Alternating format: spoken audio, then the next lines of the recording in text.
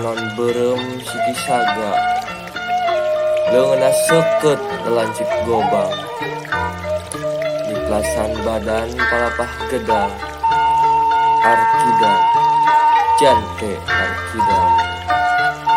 di pangaduan di kalangan ronggeng ngan hiji jagoan arkidam jante arkidam tipeuting angkeb kumandung jante raja alam petang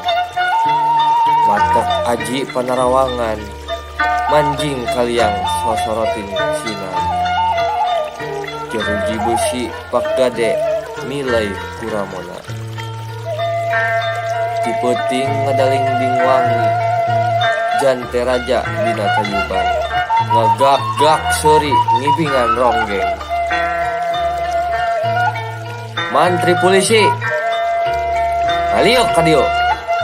bantingkeun kartu bantingkeun dadu wadana ulah sare di dinya urang ngibing jeung kula jante arkidam silih tetep wadana jeung mantri polisi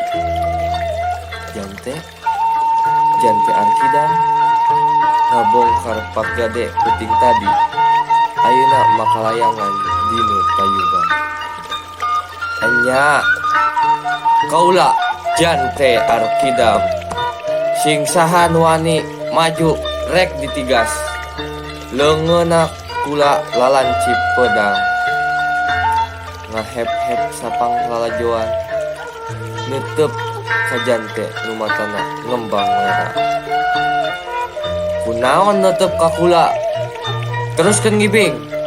peuting nyerelek beak rame deui kalangan rame deui pangaduan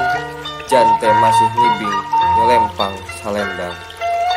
nguyup arak saloki ka 8 likur waktu berang datang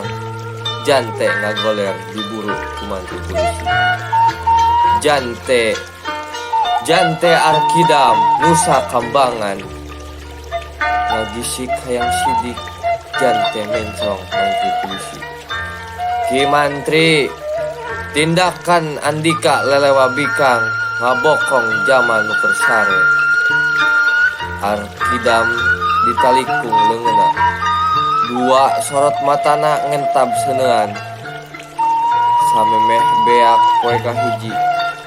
jante minggat nitik cahaya keluar di penjara samemeh cuntuk peuting kahiji mantri polisi nyungsab di dasar walungan teu nyawaan saha nu jago nungtut bela datang mun kaula nyari